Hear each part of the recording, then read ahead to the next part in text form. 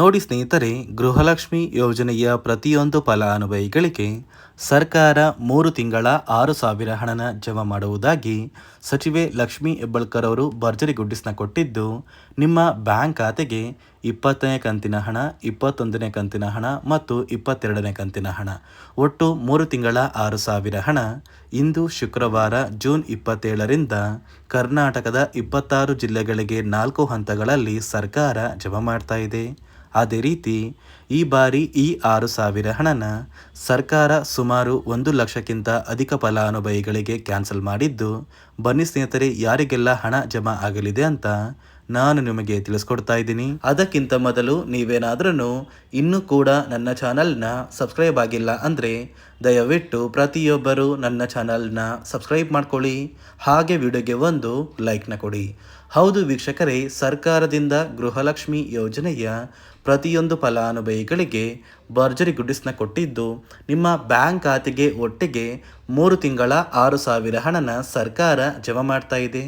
ಗೃಹಲಕ್ಷ್ಮಿ ಯೋಜನೆಯ 20ನೇ ಕಂತಿನ ಹಣ, 21ನೇ ಕಂತಿನ ಹಣ ಹಾಗೂ 22ನೇ ಕಂತಿನ ಹಣ ಅಂದರೆ 3 ತಿಂಗಳ ಹಣ, ಏಪ್ರಿಲ್, ಮೇ ಮತ್ತು ಜೂನ್ ತಿಂಗಳ 6,000 ಹಣನ ಕರ್ನಾಟಕದ 26 ಜಿಲ್ಲೆಗಳ ಪ್ರತಿಯೊಂದು ಫಲಾನುಭವಿಗಳಿಗೆ ಜೂನ್ 27 ಶುಕ್ರವಾರದಿಂದ ಸರ್ಕಾರ ಜಮಾ ಮಾಡ್ತಾ ಇದ್ದು, ನಿಮ್ಮ ಬ್ಯಾಂಕ್ ಖಾತೆಗೆ ಈ 6,000 ಹಣನ ನೀವು ಪಡ್ಕೋಬೇಕು ಅಂದರೆ ಸರ್ಕಾರ ಪ್ರತಿಯೊಂದು ಫಲಾನುಭವಿಗಳ ಒಂದು ದಾಖಲಾತಿಗಳನ್ನ ಚೆಕ್ ಮಾಡಿ ನಂತರ ನಿಮ್ಮ ಬ್ಯಾಂಕ್ ಖಾತೆಗೆ ಈ ಒಂದು ಹಣನ ಜಮಾ ಮಾಡೋದು. ಅದೇ ಒಂದು ಕಾರಣಕ್ಕೆ ಸುಮಾರು 1 ಲಕ್ಷಕ್ಕಿಂತ ಅಧಿಕ ಫಲಾನುಭವಿಗಳಿಗೆ ಈ ಬಾರಿ ಗೃಹಲಕ್ಷ್ಮಿ ಯೋಜನೆಯ 6,000 ಹಣನ ಸರ್ಕಾರ ಕ್ಯಾನ್ಸಲ್ ಮಾಡಿದೆ. ನಿಮ್ಮ ಬ್ಯಾಂಕ್ ಖಾತೆಗೆ ಹಣ ಜಮಾ ಆಗಬೇಕು ಅಂದರೆ ಈ ನಿಯಮಗಳನ್ನ ನೀವು ಪಾಲಿಸಬೇಕು. ಹಾಗಾದರೆ ಆ ನಿಯಮಗಳು ಏನು ಅಂತ ಕೂಡ ತಿಳ್ಕೊಳ್ಳೋಣ. ಅದೇ ರೀತಿ ಗೃಹಲಕ್ಷ್ಮಿ ಯೋಜನೆಯ ಈ 6,000 ಹಣದ ಜೊತೆಗೆ ಯಾರಿಗೆಲ್ಲ ಅನ್ನಭಾಗ್ಯ ಯೋಜನೆಯ ಪೆಂಡಿಂಗ್ ಇರುವ 5 ತಿಂಗಳ ಹಣ ಜಮಾ ಆಗಿಲ್ಲ, ಇಂತಹ ಫಲಾನುಭವಿಗಳಿಗೆ ಕೂಡ ಸರ್ಕಾರ ಪೆಂಡಿಂಗ್ ಇರುವ 5 ತಿಂಗಳ 2,000 ಹಣನ ಜಮಾ ಮಾಡ್ತಾ ಇದೆ. ನೋಡಿ ವೀಕ್ಷಕರೇ, ಈ ಬಾರಿ ಗೃಹಲಕ್ಷ್ಮಿ ಯೋಜನೆಯ ಈ 3 ತಿಂಗಳ 6,000 ಹಣನ ಸರ್ಕಾರ 4 ಹಂತಗಳಲ್ಲಿ ಜಮಾ ಮಾಡ್ತಾ ಇದ್ದು, ನಿಮ್ಮ ಬ್ಯಾಂಕ್ ಖಾತೆಗೆ ಹಣನ ನೀವು ಪಡ್ಕೋಬೇಕು ಅಂದರೆ ಪ್ರತಿಯೊಂದು ಫಲಾನುಭವಿಗಳ ಒಂದು ದಾಖಲಾತಿಗಳನ್ನ ಸರ್ಕಾರ 5 ನಿಯಮಗಳ ಆಧಾರದ ಮೇಲೆ ಪರಿಶೀಲನೆ ಮಾಡ್ತಾರೆ. ಈ ಪರಿಶೀಲನೆ ಮಾಡುವಂತಹ ಸಂದರ್ಭದಲ್ಲಿ ಸುಮಾರು 1 ಲಕ್ಷಕ್ಕಿಂತ ಅಧಿಕ ಫಲಾನುಭವಿಗಳು ಸರ್ಕಾರ ಜಾರಿಗೆ ತಂದಿರುವ ಈ ನಿಯಮಗಳನ್ನ ಪಾಲಿಸಿಲ್ಲ ಅಂತ ಹಣಕಾಸು ಇಲಾಖೆಯಿಂದ ಸರ್ಕಾರಕ್ಕೆ ಮುಖ್ಯವಾದ ಮಾಹಿತಿನ ಕೊಟ್ಟಿದ್ದು, ಈ ಒಂದು ಫಲಾನುಭವಿಗಳಿಗೆ ಯಾವುದೇ ಕಾರಣಕ್ಕೂ ನಾವು ಗೃಹಲಕ್ಷ್ಮಿ ಯೋಜನೆಯ ಹಣನ ಇನ್ನು ಮುಂದೆ ಜಮಾ ಮಾಡೋದಿಲ್ಲ, ಬದಲಿಗೆ ಕ್ಯಾನ್ಸಲ್ ಮಾಡಿದ್ದೀವಿ ಅಂತ ಸರ್ಕಾರ ಮುಖ್ಯವಾದ ಮಾಹಿತಿನ ಕೊಟ್ಟಿದೆ. ಹಾಗಾದರೆ ಬನ್ನಿ ಸ್ನೇಹಿತರೆ, ಆ ನಿಯಮಗಳು ಏನು ಅಂತ ಕೂಡ ನಾನು ನಿಮಗೆ ತಿಳಿಸ್ಕೊಡ್ತಾ ಇದ್ದೀನಿ. ಅದಕ್ಕಿಂತ ಮೊದಲು ಇಂದು ಶುಕ್ರವಾರ ಜೂನ್ 27ರಿಂದ ಕರ್ನಾಟಕದ ಯಾವ 26 ಜಿಲ್ಲೆಗಳ ಪ್ರತಿಯೊಂದು ಫಲಾನುಭವಿಗಳಿಗೆ ಗೃಹಲಕ್ಷ್ಮಿ ಯೋಜನೆಯ ಒಟ್ಟು 6,000 ಹಣನ ಸರ್ಕಾರ 4 ಹಂತಗಳಲ್ಲಿ ಜಮಾ ಮಾಡ್ತಾ ಇದೆ ಅಂದರೆ, ಮೊದಲಿಗೆ ಬೆಳಗಾವಿ ವಿಭಾಗಕ್ಕೆ ಈ 6,000 ಹಣ ಜಮಾ ಮಾಡ್ತಾ ಇದ್ದು, ಈ ಒಂದು ವಿಭಾಗದಲ್ಲಿ ಬರುವಂತಹ ಜಿಲ್ಲೆಗಳ ಹೆಸರು ಬಾಗಲಕೋಟೆ, ಬೆಳಗಾವಿ, ವಿಜಯಪುರ, ಧಾರವಾಡ, ಗದಗ, ಹಾವೇರಿ ಮತ್ತು ಉತ್ತರ ಕನ್ನಡ. ಅದೇ ರೀತಿ 2ನೆಯ ಹಂತದಲ್ಲಿ ಬೆಂಗಳೂರು ವಿಭಾಗಕ್ಕೆ ಸರ್ಕಾರ ಹಣನ ಜಮಾ ಮಾಡ್ತಾ ಇದ್ದು, ಈ ಒಂದು ವಿಭಾಗದಲ್ಲಿ ಬರುವಂತಹ ಒಂದು ಜಿಲ್ಲೆಗಳ ಹೆಸರು ಬೆಂಗಳೂರು ನಗರ, ಬೆಂಗಳೂರು ಗ್ರಾಮಾಂತರ, ರಾಮನಗರ, ಚಿಕ್ಕಬಳ್ಳಾಪುರ, ಚಿತ್ರದುರ್ಗ, ದಾವಣಗೆರೆ, ಕೋಲಾರ, ಶಿವಮೊಗ್ಗ, ತುಮಕೂರು. ಅದೇ ರೀತಿ 3ನೆಯ ಹಂತದಲ್ಲಿ ಕಲಬುರಗಿ ವಿಭಾಗಕ್ಕೆ ಸರ್ಕಾರ ಹಣನ ಜಮಾ ಮಾಡ್ತಾ ಇದ್ದು, ಈ ಒಂದು ವಿಭಾಗದಲ್ಲಿ ಬಳ್ಳಾರಿ, ಬೀದರ್, ಕಲಬುರಗಿ, ಕೊಪ್ಪಳ, ರಾಯಚೂರು, ಯಾದಗಿರಿ ಮತ್ತು ವಿಜಯನಗರ. ಮತ್ತು 4ನೆಯ ಕೊನೆಯ ಹಂತದಲ್ಲಿ ಸರ್ಕಾರ ಮೈಸೂರು ವಿಭಾಗಕ್ಕೆ 6,000 ಹಣನ ಜಮಾ ಮಾಡ್ತಾ ಇದ್ದು, ಈ ಒಂದು ವಿಭಾಗದಲ್ಲಿ ಚಾಮರಾಜನಗರ, ಚಿಕ್ಕಮಗಳೂರು, ದಕ್ಷಿಣ ಕನ್ನಡ, ಹಾಸನ, ಕೊಡಗು, ಮಂಡ್ಯ, ಮೈಸೂರು ಮತ್ತು ಉಡುಪಿ.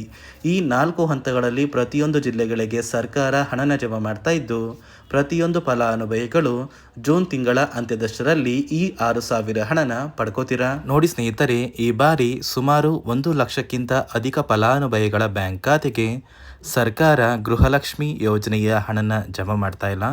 ಕಾರಣ ಏನು ಅಂದರೆ ನಿಮ್ಮ ಬ್ಯಾಂಕ್ ಖಾತೆಗೆ ಡೆಬಿಟ್ ಮೂಲಕ ಹಣ ಜಮಾ ಮಾಡುವಂತಹ ಸಂದರ್ಭದಲ್ಲಿ ಸರ್ಕಾರ ಸಾಕಷ್ಟು ಫಲಾನುಭವಿಗಳ ಒಂದು ಬ್ಯಾಂಕ್ ಖಾತೆಗೆ ಹಣ ಜಮಾ ಮಾಡೋದನ್ನು ಕ್ಯಾನ್ಸಲ್ ಮಾಡಿದೆ.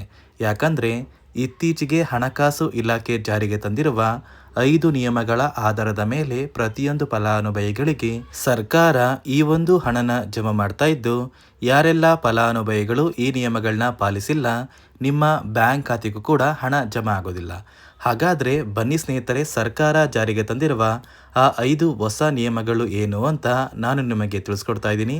ನೋಡಿ ಸ್ನೇಹಿತರೆ, ಮೊದಲನೆಯ ಒಂದು ನಿಯಮ ಬಂದು ಸಾಕಷ್ಟು ಫಲಾನುಭವಿಗಳು ಹೊಂದಿರುವಂತಹ ಒಂದು ರೇಷನ್ ಕಾರ್ಡ್ ಏನಿದೆ, ಆ ಒಂದು ರೇಷನ್ ಕಾರ್ಡ್ನ ಮನೆಯ ಸದಸ್ಯರ ಪ್ರತಿಯೊಬ್ಬರ ಒಂದು ಆಧಾರ್ ಕಾರ್ಡ್ನ ನಿಮ್ಮ ರೇಷನ್ ಕಾರ್ಡ್ಗೆ ಕಡ್ಡಾಯವಾಗಿ ಲಿಂಕ್ ಮಾಡಿಸ್ಬೇಕು. ಅಂದರೆ ಈ ಒಂದು ಲಿಂಕ್ ಮಾಡಿಸುವಂತಹ ಒಂದು ಪ್ರೊಸೀಜರ್ಗೆ ಸರ್ಕಾರ KYC ಅಂತ ಕರೀತಾರೆ. ನಿಮ್ಮ ರೇಷನ್ ಕಾರ್ಡ್ಗೆ ಇನ್ನೂ ಸಹ KYC ಆಗಿಲ್ಲ ಅಂದರೆ ನಿಮ್ಮ ಬ್ಯಾಂಕ್ ಖಾತೆಗೆ ಸರ್ಕಾರ ಮುಂದಿನ ದಿನಗಳಲ್ಲಿ ಗೃಹಲಕ್ಷ್ಮಿ ಯೋಜನೆಯ ಹಣನ ಕ್ಯಾನ್ಸಲ್ ಮಾಡುತ್ತೆ. ಅದೇ ರೀತಿ ಎರಡನೆಯ ಒಂದು ನಿಯಮ ಬಂದು ಸಾಕಷ್ಟು ಫಲಾನುಭವಿಗಳು ಕಳೆದ 3 ತಿಂಗಳಿಂದ ಸರ್ಕಾರದಿಂದ ಬರ್ತಾ ಇರುವಂತಹ ಒಂದು ರೇಷನ್ ಏನಿದೆ, ಅಂದರೆ ಉಚಿತ ಅಕ್ಕಿ ಏನಿದೆ, ಈ ಒಂದು ರೇಷನ್ನ ಪಡ್ಕೋತಾ ಇಲ್ಲ. ಒಂದು ವೇಳೆ ಕಳೆದ 3 ತಿಂಗಳಿಂದ ನೀವು ರೇಷನ್ನ ಪಡ್ಕೊಂಡಿಲ್ಲ ಅಂದರೆ ಸರ್ಕಾರ ನಿಮ್ಮ ಬಳಿ ಇರುವಂತಹ ಒಂದು ರೇಷನ್ ಕಾರ್ಡ್ನ ಕ್ಯಾನ್ಸಲ್ ಮಾಡುತ್ತೆ.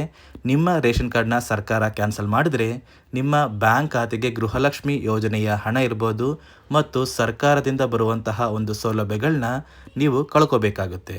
ಅದೇ ರೀತಿ ಮೂರನೆಯ ಒಂದು ನಿಯಮ ಬಂದು ನೋಡಿ ಸ್ನೇಹಿತರೆ, ನಿಮ್ಮ ಬಳಿ ಇರುವಂತಹ ಒಂದು ಆಧಾರ್ ಕಾರ್ಡ್ ಏನಿದೆ, ಆ ಒಂದು ಆಧಾರ್ ಕಾರ್ಡ್ನ ಕಳೆದ 15 ವರ್ಷಗಳಲ್ಲಿ ನೀವು ಯಾವುದೇ ರೀತಿಯ ಒಂದು ತಿದ್ದುಪಡಿನ ಮಾಡಿಸಿಲ್ಲ ಅಂದರೆ ನಿಮ್ಮ ಬ್ಯಾಂಕ್ ಖಾತೆಗೆ ಸರ್ಕಾರ ಗೃಹಲಕ್ಷ್ಮಿ ಯೋಜನೆಯ ಹಣನ ಕ್ಯಾನ್ಸಲ್ ಮಾಡುತ್ತೆ. ಯಾಕಂದರೆ ಸರ್ಕಾರದಿಂದ ಬಂದಿರುವಂತಹ ಒಂದು ಆದೇಶದ ಪ್ರಕಾರ ಪ್ರತಿಯೊಂದು ಫಲಾನುಭವಿಗಳು ಕಳೆದ 15 ವರ್ಷಗಳಲ್ಲಿ ಯಾವುದೇ ರೀತಿಯ ಒಂದು ತಿದ್ದುಪಡಿನ ನಿಮ್ಮ ಆಧಾರ್ ಕಾರ್ಡ್ಗೆ ನೀವು ಮಾಡಿಸಿಲ್ಲ ಅಂದರೆ ಕಡ್ಡಾಯವಾಗಿ ಆದಷ್ಟು ಬೇಗ ನಿಮ್ಮ ಆಧಾರ್ ಕಾರ್ಡ್ಗೆ ತಿದ್ದುಪಡಿನ ಮಾಡಿಸಿ. ಅದೇ ರೀತಿ ನಾಲ್ಕನೆಯ ಒಂದು ನಿಯಮ ಬಂದು ನಿಮ್ಮ ಕುಟುಂಬದ ಒಂದು ವಾರ್ಷಿಕ ಆದಾಯ 7 ಲಕ್ಷಕ್ಕಿಂತ ಕಡಿಮೆ ಇರಬೇಕು. ಒಂದು ವೇಳೆ ನಿಮ್ಮ ಕುಟುಂಬದ ವಾರ್ಷಿಕ ಆದಾಯ 7 ಲಕ್ಷಕ್ಕಿಂತ ಜಾಸ್ತಿ ಇದ್ದರೆ ನಿಮ್ಮ ಬ್ಯಾಂಕ್ ಖಾತೆಗೆ ಸರ್ಕಾರ ಗೃಹಲಕ್ಷ್ಮಿ ಯೋಜನೆಯ ಹಣನ ಕ್ಯಾನ್ಸಲ್ ಮಾಡುತ್ತೆ.